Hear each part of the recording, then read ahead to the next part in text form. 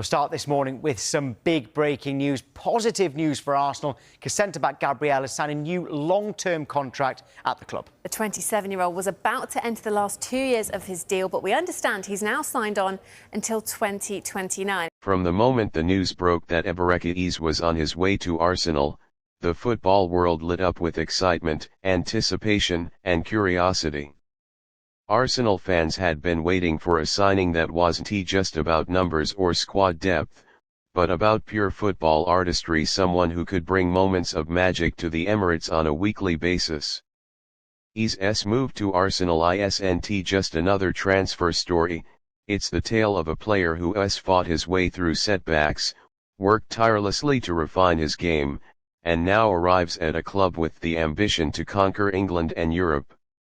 This signing has been described as one of the most thrilling of the summer, not only because of what Eze can do with the ball at his feet, but because of how perfectly he seems to fit into Mikel Arteta's vision for the team. Eberechi Eze's football journey is one of determination, resilience, and skill that has been polished through years of dedication. Born in Greenwich, London, Eze's path to professional football was far from straightforward. He was part of several youth academies, including Arsenal's own setup at a younger age, before moving through Fulham, Reading, and Millwall. At each step, he faced challenges including being released from youth setups, but each setback seemed to harden his resolve rather than break it. His breakthrough came at Queen's Park Rangers, where he didn't just play football, he expressed himself. At Loftus Road, Eze showcased his ability to glide past defenders, dictate the tempo of attacks, and deliver both goals and assists in equal measure.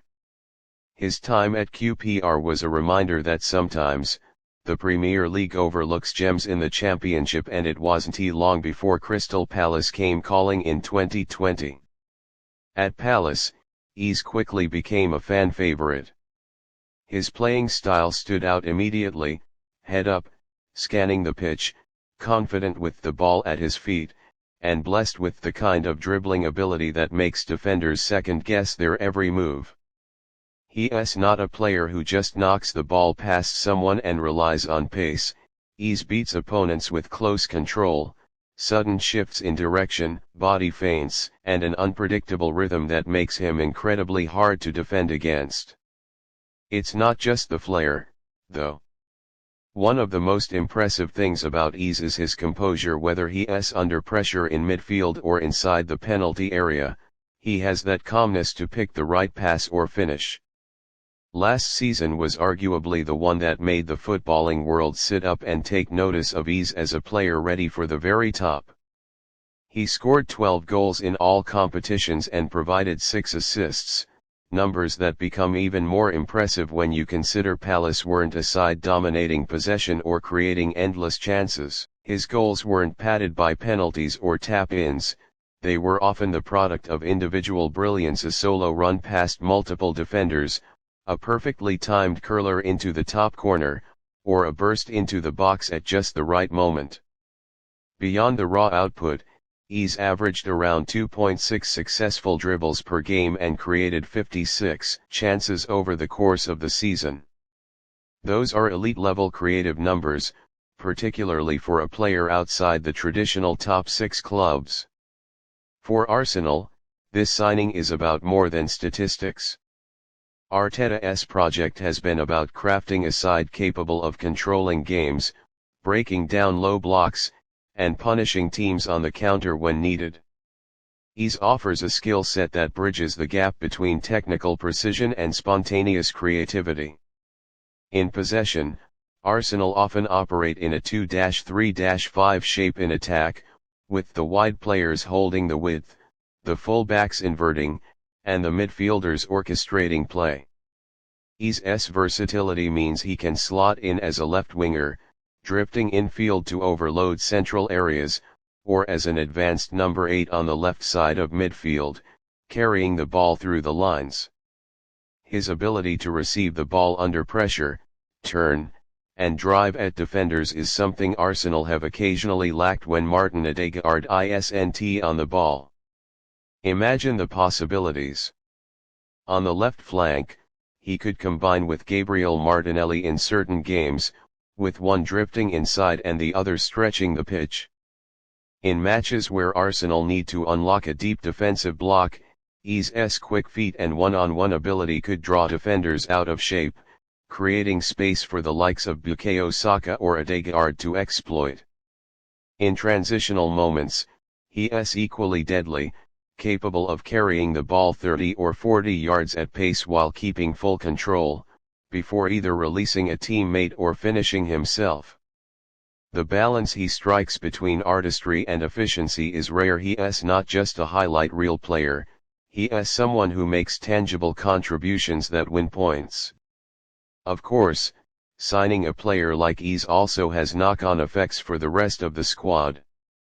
Arteta will have more tactical flexibility.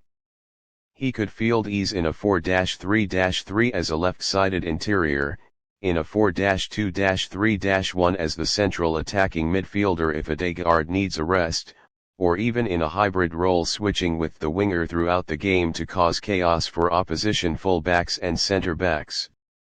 This unpredictability makes Arsenal far harder to prepare against, especially for teams that have tried to nullify their patterns of play over the past couple of seasons.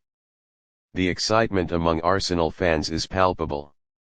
Social media has been flooded with clips of Eze's best moments at Palace, debates about where he should play, and dreams of what his first goal in an Arsenal shirt might look like. There is also a sentimental element to the move. Eze has spoken before about his love for football as an art form, something that resonates deeply with a club whose history includes the elegance of Dennis Bergkamp, the flair of Thierry Henry, and the creative genius of players like Santi Cazorla. In many ways, Eze feels like a continuation of that tradition, a player who can make fans get off their seats, but also deliver in the moments that matter. Off the pitch, Eze brings a personality that should fit seamlessly into Arsenal's squad culture. By all accounts, he is humble, hard-working, and deeply committed to his craft. He is not the type to be distracted by the limelight. His focus remains on improvement and helping his team succeed. This mentality is exactly what Arteta demands. Arsenal's recent signings have been as much about character as about talent, and Eze ticks both boxes. His arrival also sends a message to the rest of the league. Arsenal aren't just looking for big-name superstars, they're looking for the right fit, the right mentality, and the right profile to elevate their game. If we look at his technical attributes in detail, his dribbling stands out as his elite skill. Eze has the ability to beat a man in tight spaces, something that becomes crucial against teams that sit deep. He is equally comfortable going on the outside or cutting inside, and he often uses subtle changes in pace to unbalance defenders. His shooting technique is also worth noting. He strikes the ball cleanly with both feet, often aiming for corners with low, driven shots or curling efforts into the top far post. His passing vision, particularly in the final third, allows him to thread through balls between defenders or clip delicate passes over the top. From a tactical perspective, one of the biggest reasons Arteta will love working with Eze is his ability to operate between the lines. He positions himself in those awkward spaces between midfield and defense, forcing opposition players to make a choice: step out and risk leaving a gap, or stay back and give him time to turn. Once he is turned, Eze's acceleration over the first few yards means he can immediately attack the heart of a defense, drawing multiple players towards him and freeing up teammates. This ability to destabilize defensive structures is gold dust for a side that already has finishers and creators all over the pitch. There is also the question of set pieces.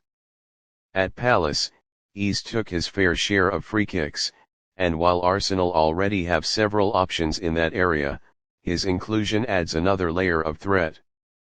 A team with multiple high-quality set-piece takers becomes much harder to defend against, as goalkeepers and defenders can't predict the style of delivery. Eze's technique from dead balls is smooth, with a natural whip that can beat walls and keepers alike. Some might wonder about the pressure that comes with moving to a club like Arsenal. Palace gave Eze the platform to shine, but the expectations at the Emirates are a different beast entirely. Here, every performance is scrutinized, every touch analyzed, and every missed chance discussed. But Eze seems to have the temperament to handle that.